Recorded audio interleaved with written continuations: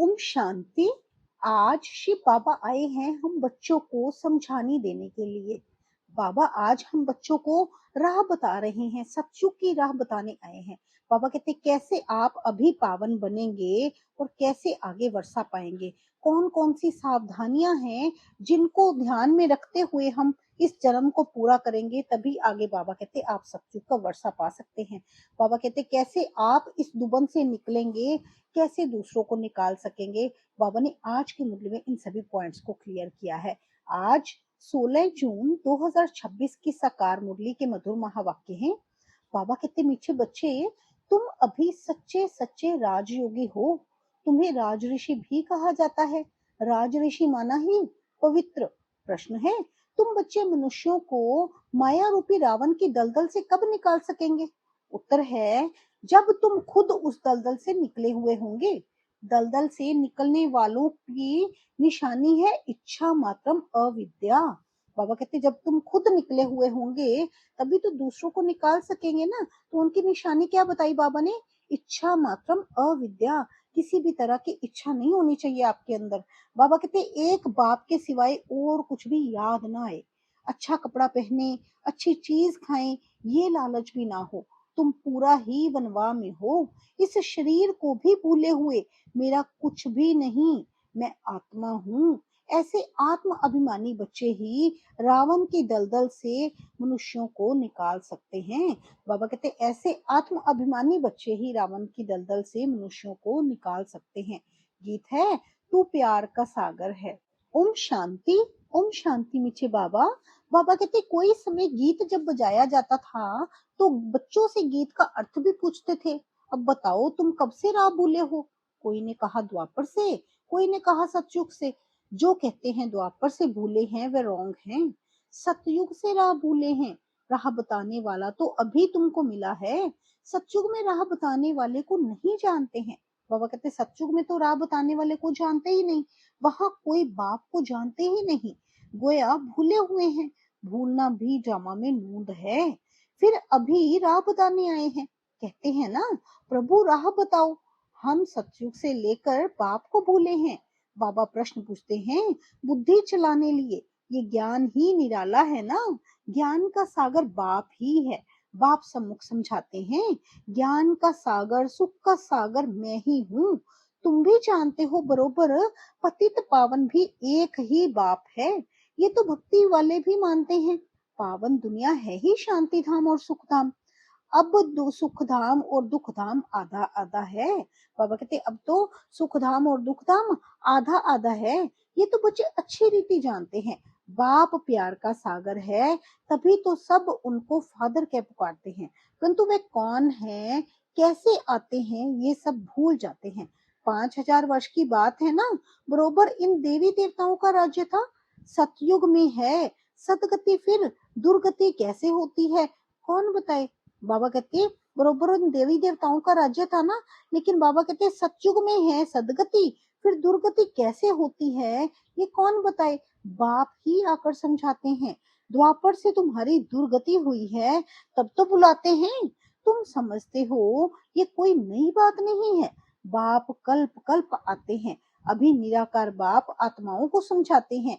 कोई भी अपनी आत्मा को नहीं जानते हैं। बाबा कहते कोई भी अपनी आत्मा को नहीं जानते। बाबा तो अभी, जैसे कल भी बाबा ने कहा ना, मैं तो रूहों को समझाता हूँ। बाबा तो रूहों को पढ़ाने आए। ऐसी बाबा कहते अभी निराकार बाप आत्माओं को समझाते हैं। कोई भी अपनी आत्मा को नहीं जानते। ऐसे कभी कोई नहीं बताएंगे कि हमारी आत्मा में सारा पाठ भरा हुआ है। कभी नहीं कहेंगे कि मैं अनेक बार ये बना हूँ, पाठ बजाया है। बाबा कहते ऐसी किसी को नॉलेज ही नहीं होगी जो ऐसा बोलेंगे कि मैंने अनेक बार ये पार्ट बजाया है। ड्रामा को वे जानते ही नहीं। करके लाखों हजार वर्ष कहें फिर भी ड्रामा तो है ना। ड्रामा रिपीट होता है, ये तो कहेंगे ना। ये ज्ञान बाप ही बच्चों को सम्मुख देते हैं। मुख से बात कर रहे हैं। तुम जानते हो हमको शिव बाबा ने ब्रह्मा द्वारा अपना बनाए ब्राह्मण बनाया है। शिव बाबा का ये बच्चा भी है, बन्नी भी है। देखो कितने बच्चों की संभाल की जाती है। अकेला मेल होने के कारण सरस्वती को मददगार बनाया है कि बच्चों को संभालो। ये बातें शास्त्रों में नहीं है, ये है प्रैक्टिकल। बाप ही राजयोग सिखाते हैं। जिनको राजयोग सिखाया वह राजाएं बने। बाबा कहते जिनको फिर राजयोग सिखाया वह तो राजाएं बने ना, 84 जन्मों में आए।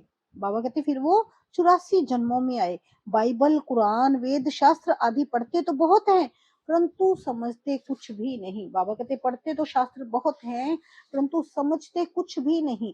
अभी तुम कोई तत्व योगी नहीं हो, तुम्हारा तो बाप से योग है, अर्थात बाप की याद है।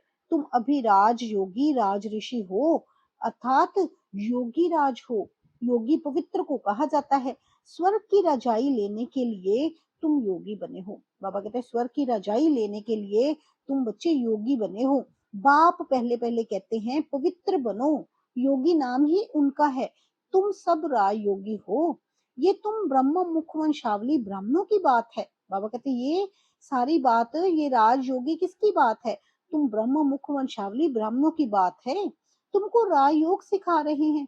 स्टूडेंट हो गए ना, स्टूडेंट्स को कब टीचर भूलेगा क्या? बाबा कहते स्टूडेंट्स को भी कभी कोई टीचर भूलता है क्या? जानते हो, शिव बाबा हमको पढ़ा रहे हैं, परंतु माया फिर भी भुला देती है। तुम अपने पढ़ाने वाले टीचर को भूल जाते हो। भगवान पढ़ाते हैं, ये समझे तब तो नशा चढ़े। स्कूल में आईसीएस पढ़ते हैं तो कितना नशा रहता है। तुम बच्चे तो 21 जन्मों के लिए ये राजयोग की पढ़ाई पढ़ते हो। पढ़ना तो फिर भी होता है, राज विद्या भी पढ़नी पड़े, भाषा आदि सीखनी पड़े। तुम बच्चे समझते हो, सतयुग से हम ये राह भूलनी शुरू करते हैं। फिर एक एक ढाका माना एक एक स्टेप, पौड़ी एक एक जन्म में नीचे उतरते रहते हैं। धीरे धीरे बाबा कहते फिर नीचे उतरती कला में आ जाते हैं ना। बाबा कहते अभी तुमको सारा याद है, कैसे हम चढ़ते हैं, कैसे हम उतरते हैं। ये सीढ़ी अच्छी रीति याद करो। 84 जन्म पूरे हुए, अब हमको जाना है तो खुशी होती है। ये बेहद का नाटक है। आत्मा कितनी छोटी है, पाठ बजाते बजाते आत्मा थक जाती है। तब कहते हैं बाबा राह बताओ तो हम विश्राम पाए, सुख शांति पाए। तुम सुख धाम में हो तो हम तुम्हारे लिए वहां सुख शांति भी है। वहां कोई हंगामा नहीं, आत्मा को शांति है। शांति के दो स्थान है। बाबा कहते शांति के दो स्थान हैं, शांति धाम और सुख धाम। दुख धाम में अशांति है। ये पढ़ाई है। तुम जानते हो हमको बाबा सुख धाम वाया शांति धाम में ले जा रहे हैं। सुख धाम माना स्वर्ग में कैसे लेके जाएंगे, वाया शांति धाम लेके जा रहे हैं। तुमको कहने की दरकार ही नहीं। बाबा कहते तुमको तो कुछ भी कहने की दरकार नहीं। तुम जानते हो हम यहाँ पाठ बजाने आए हैं, फिर जाना है। ये खुशी है, शांति की खुशी नहीं है। पाठ बजाने में हमको मजा आता है, खुशी होती है। जानते हैं बाप को याद करने से विकर्म विनाश होंगे। कोई कहते हैं हमको मन की शांति मिले, ये अक्षर भी रॉन्ग है।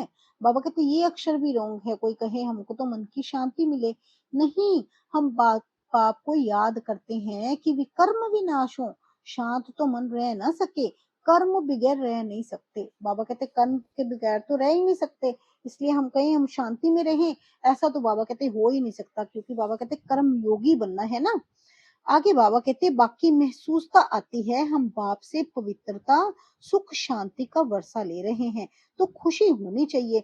ये तो है ही दुख धाम, इसमें सुख हो नहीं सकता।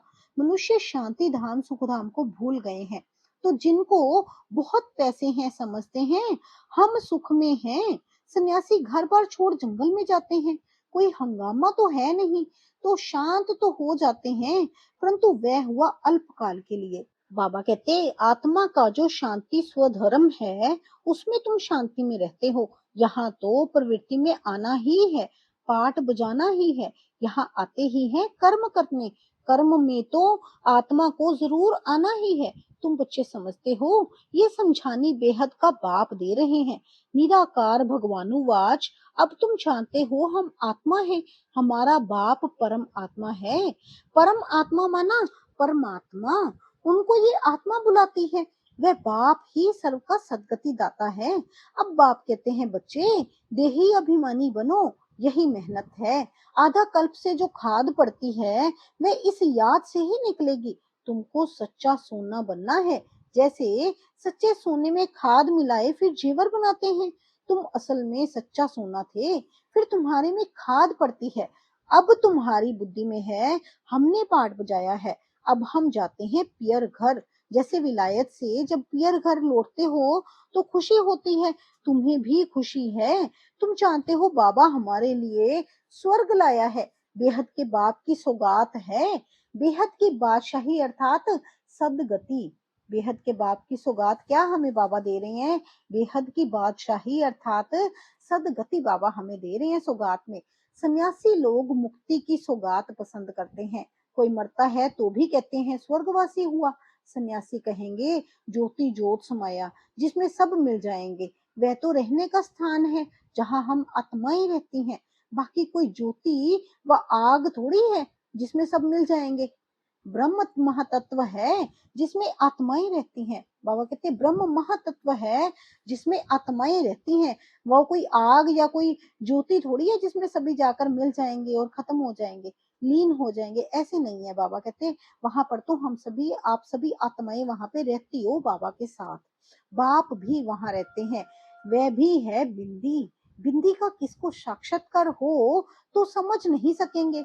बच्चे बहुत कहते हैं बाबा याद करने में दिक्कत होती है, बिंदी रूप को कैसे याद करें? आधा कल्प तो बड़े लिंग रूप को याद किया। वह भी बाप समझाते हैं। बाबा कहते वह भी तो फिर बाप ही समझाते हैं ना। बिंदी की तो पूजा हो ना सके, इनका मंदिर कैसे बनाएंगे? बिंदी तो देखने में भी ना आए, इसलिए शिवलिंग बड़ा बनाते हैं। बाकी आत्माओं के सालिग्राम तो बहुत छोटे छोटे बनाते हैं, अंडे मिसल बनाते हैं। कहेंगे पहले ये क्यों नहीं बताया परमात्मा बिंदी मिसल है? बाप कहते हैं उस समय ये बताने का पाठ ही नहीं था। अरे तुम आईसीएस शुरू से क्यों नहीं पढ़ते हो? पढ़ाई के भी कायदे हैं ना। कोई ऐसी बात पूछे तो तुम कह सकते हो अच्छा बाबा से पूछते हैं, वह हमारे से बड़ी टीचर है, उनसे लिख कर पूछते हैं। बाबा को बताना होगा तो बताएंगे, वह तो कहेंगे आगे चल समझ लेंगे। एक ही टाइम तो नहीं सुनाएंगे। ये सब है नई बातें। तुम्हारे वेद शास्त्रों में जो है बाप बैठ सार बताते हैं, ये भी भक्ति मार्ग की नूंद है। फिर भी तुमको पढ़ने ही होंगे। बाबा कहते फिर भी तुमको पढ़ने ही होंगे, ये भक्ति का पाठ बजाना ही होगा। शास्त्र आदि बाबा कहते फिर भी तुमको पढ़ने होंगे, क्योंकि भक्ति मार्ग की भी नूंद है ना। ये भक्ति का पाठ भी बाबा कहते तुम्हें बजाना ही होगा। पतित बनने का भी पाठ बजाना है। कहते हैं भक्ति के दुबन में फंस गए हैं। बाहर से तो खूबसूरती बहुत है, जैसे रूणे के पानी मिसाल देते हैं ना, भक्ति भी सुहानी मना आकर्षक बहुत है। बाप कहते हैं ये रूने का पानी है।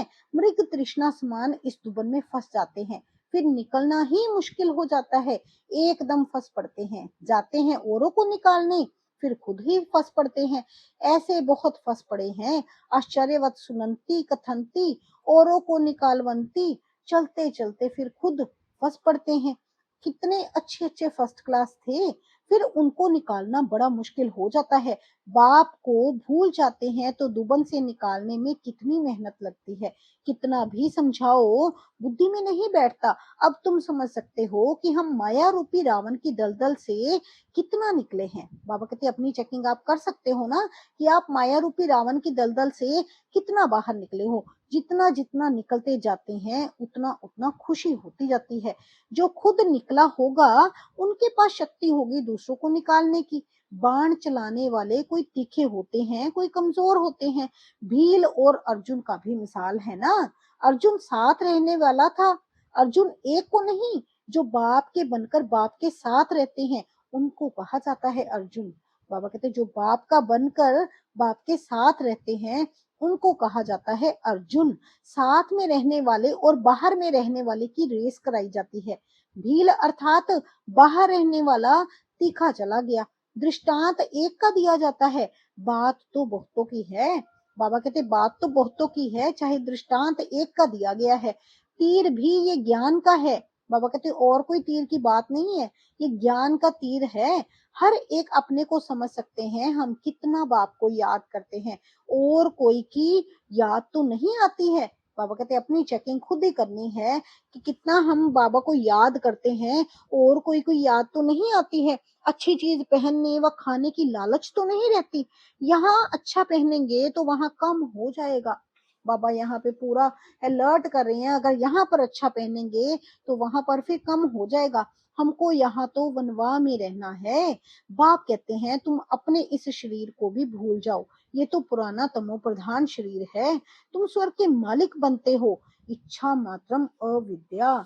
स्वर्ग के मालिक बनते हो, लेकिन बाबा कहते कैसे बनेंगे, वो भी पॉइंट बाबा ने क्लियर किया ना। इच्छा मात्रम अविद्या बनना है, किसी भी चीजों में इच्छा नहीं रखनी है। बाप कहते हैं तुम यहाँ जेवर आदि भी नहीं पहनो। ऐसे क्यों कहते हैं, इसके भी अनेक कारण है। कोई का जेवर गुम हो जाएगा तो कहेंगे वहां बीके को देकर आई है, और फिर चोर चकार भी रास्ते चलते छीन लेते हैं। आजकल माइयां भी लूटने वाली बहुत निकली हैं। बाबा कहते आजकल तो माइयां भी बहुत लूटने वाली निकली हैं, फीमेल भी डाका मारती हैं। दुनिया का हाल देखो क्या है। तुम समझते हो ये दुनिया बिल्कुल वैश्यालय है। हम यहाँ शिवालय में बैठे हैं शिव बाबा के साथ। क्या समझते हैं सभी कि हम बैठे हैं शिवालय में, बैठे हैं शिव बाबा के साथ। जितना बाबा को याद करते जाएंगे उतना वो महसूसता बढ़ती जाएगी कि हम बाबा के साथ बैठे हैं। वह सत्य है, चैतन्य है, आनंद स्वरूप है, आत्मा की ही महिमा है। आत्मा ही कहती है मैं प्रेसिडेंट बना हूँ, मैं फलाना हूँ, और तुम्हारी आत्मा कहती है हम ब्राह्मण बने हैं। बाबा के बच्चे जो बन गए तो वो उनकी आत्मा क्या कहती है कि हम ब्राह्मण हैं, बाबा के बच्चे बने हैं ना, बाबा से वर्षा ले रहे हैं। आत्म अभिमान में रहना है, इसमें ही मेहनत है। बाबा कहते आत्म अभिमान में रहना है, इसी में मेहनत है। यही पर ही बाबा कहते सारा पुरुषार्थ करना है, और इसी पर ही सारा मदार आगे का टिका हुआ है वर्षा पाने का। बाबा कहते ये मेरा फलाना है, ये मेरा है, ये याद रहता है। हम आत्मा भाई भाई हैं ये भूल जाते हैं। यहाँ मेरा मेरा छोड़ना पड़ता है। मैं आत्मा हूँ, इनकी आत्मा भी जानती है। बाप समझा रहे हैं मैं भी सुनता रहता हूँ, पहले मैं सुनता हूँ, भल मैं भी सुना सकता हूँ, परंतु बच्चों के कल्याण अर्थ कहता हूँ। तुम सदा समझो कि शिव बाबा समझाते हैं। ये ब्रह्मा बाबा कह रहे हैं। बाबा कहते पहले मैं सुनता हूँ, भल मैं भी सुना सकता हूँ, परंतु बच्चों के कल्याण अर्थ कहता हूँ। क्योंकि बाबा ने कल भी मुरली में कहा ना कि देह से लगाव नहीं रखना, ब्रह्मा बाबा में भी लगाव नहीं होना चाहिए आपका। ऐसे ही बाबा कहते परंतु बच्चों के कल्याण अर्थ में कहता हूँ, तुम सदा समझो कि शिव बाबा समझाते हैं। विचार सागर मंथन करना बच्चों का काम है। इस बातों इन सभी बातों पर विचार सागर मंथन करना तो बाबा कहते बच्चों का काम है। जैसे तुम करते हो वैसे मैं भी करता हूँ। ब्रह्मा बाबा कहते जैसे तुम बच्चे करते हो वैसे मैं भी करता हूँ, नहीं तो पहले नंबर में कैसे जाएंगे। लेकिन अपने को गुप्त रखते हैं। अच्छा, मीठे मीठे सिकी लधे बच्चों प्रति माता पिता बाप दादा का याद प्यार और गुड मॉर्निंग। रूहानी बाप की रूहानी बच्चों को नमस्ते। हम सब रूहानी बच्चों की रूहानी माता पिता बाप दादा को गुड मॉर्निंग, नमस्ते, ओम शांति। शुक्रिया मेरे बाबा, शुक्रिया। धारणा के लिए मुख्य सार है, पहला पॉइंट है मेरा मेरा सब छोड़ अपने को आत्मा समझना है, आत्म अभिमानी रहने की मेहनत करनी है। यहाँ बिल्कुल वनवा में रहना है। बाबा कहते यहाँ पर बिल्कुल वनवा में रहना है। कोई भी पहनने खाने की इच्छा से इच्छा मात्रम अविद्या बनना है। दूसरा पॉइंट है पाठ बजाते हुए कर्म करते अपने शांति स्वधर्म में स्थित रहना है।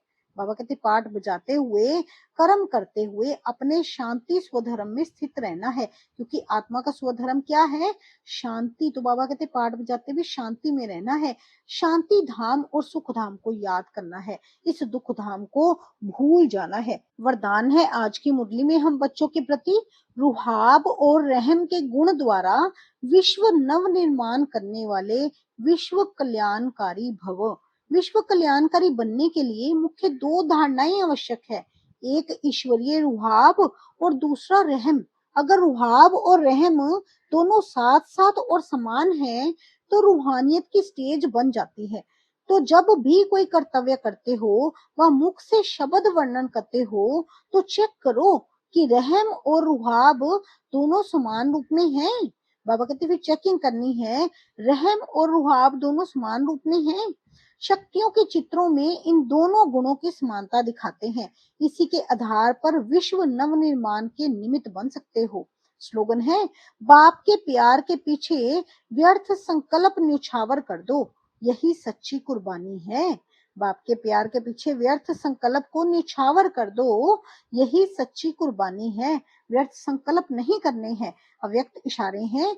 सदा हर्षित रहने के लिए अपनी नेचर को सरल बनाओ, सहनशील बनो। जितना जो स्वयं सरल होंगे, उतना याद भी सरल रहेगी।